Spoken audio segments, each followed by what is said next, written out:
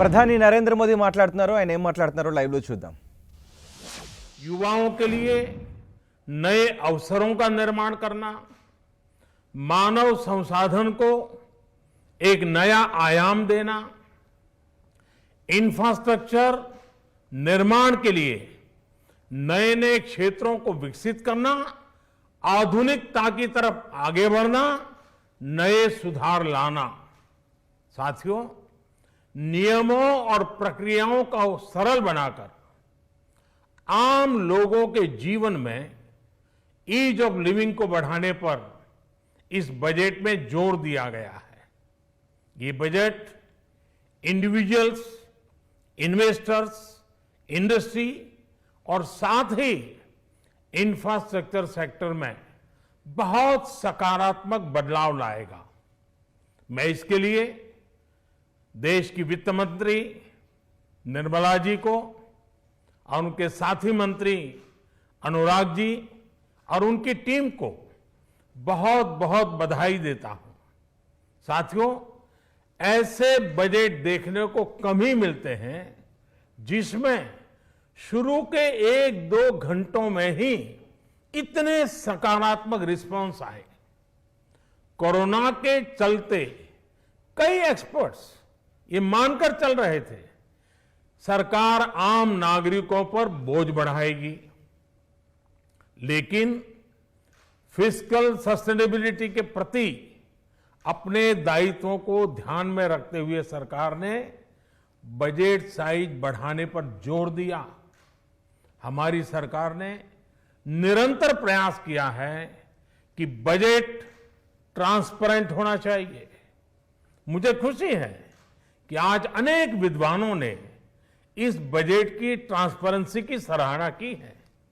साथियों, भारत कोरोना की लड़ाई में रिएक्टिव होने के स्थान पर हमेशा ही प्रोएक्टिव रहा है। चाहे वो कोरोना के काल में किए गए रिफॉर्म्स हो या फिर आत्मनिर्भर भारत का संकल्प, इसी प्रोएक्टिवनेस को बढ़ाते हुए आज के बजट में भी रिएक्टिव का नामो निशान नहीं है। साथ ही हम एक्टिव पर, स्टेटस को पर भी अटके नहीं हैं और हमने इस बजट में भी प्रोएक्टिव बजट देकर के देश के सामने प्रोएक्टिव होने का संदेश दिया है। यह बजट उन सेक्टर्स पर विशेष रूप से केंद्रित है जिनसे वेल्थ और वेलनेस दोनों ही तेज गति से बढ़ेंगे, जान भी जहान भी। इसमें एमएसएमईज और इंफ्रास्ट्रक्चर पर विशेष रूप से जोर दिया गया है। इसी तरह ये बजट जिस तरह से हेल्थ केयर पर केंद्रित है वो भी अभूतपूर्व है। ये बजट देश के हर क्षेत्र में विकास यानी ऑल राउंड डेवलपमेंट की बात करता रहता है। खास तौर पर मुझे खुशी है कि इस बजट में दक्षिण के हमारे राज्य, पूर्वोत्तर के हमारे राज्य और उत्तर में लेह लद्दाख जैसे क्षेत्रों में विकास पर विशेष ध्यान दिया है। ये बजट भारत के कोस्टल स्टेट्स जैसे तमिलनाडु, केरल, पश्चिम बंगाल, इनको एक बिजनेस पावर हाउस बनाने की दिशा में एक बड़ा कदम उठाए। नॉर्थ ईस्ट के राज्य जैसे असम के अनएक्सप्लोर्ड पोटेंशियल को टैप करने में बजट बहुत बड़ी मदद करेगा।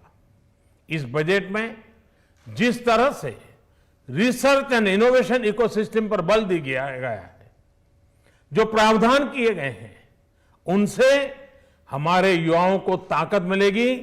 भारत उज्जवल भविष्य के लिए बहुत ठोस कदम रखेगा। साथियों, देश के सामान्य मानवी का, महिलाओं का जीवन आसान बनाने के लिए उनके स्वास्थ्य, स्वच्छता, पोषण, शुद्ध जल और अवसरों की समानता, इस पर इस बजट में विशेष बल दिया गया है। बजट में इंफ्रास्ट्रक्चर पर खर्च में अभूतपूर्व वृद्धि के साथ साथ कई व्यवस्थागत सुधार किए गए हैं, जिसका बहुत बड़ा फायदा देश में ग्रोथ और जॉब क्रिएशन, रोजगार के लिए बहुत लाभ होगा।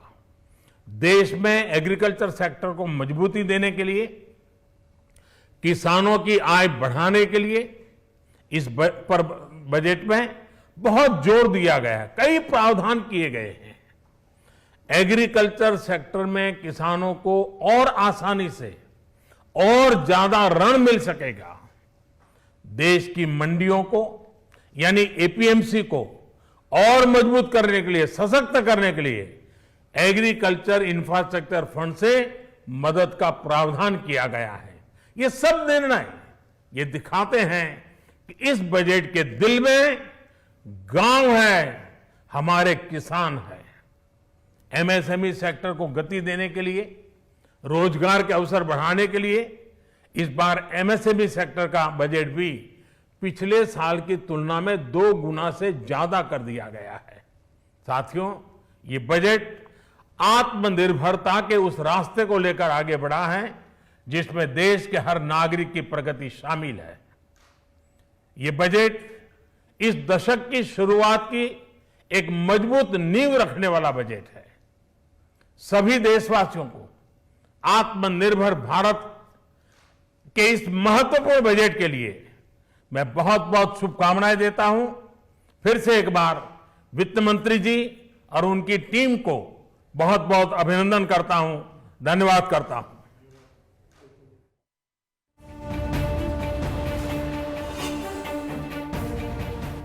బడ్జెట్ పై ప్రధాని మోదీ ప్రశంసలు కురిపించారు. ఈ బడ్జెట్ ప్రోయాక్టివ్ బడ్జెట్ అన్నారు, ఆల్రౌండ్ బడ్జెట్ అన్నారు.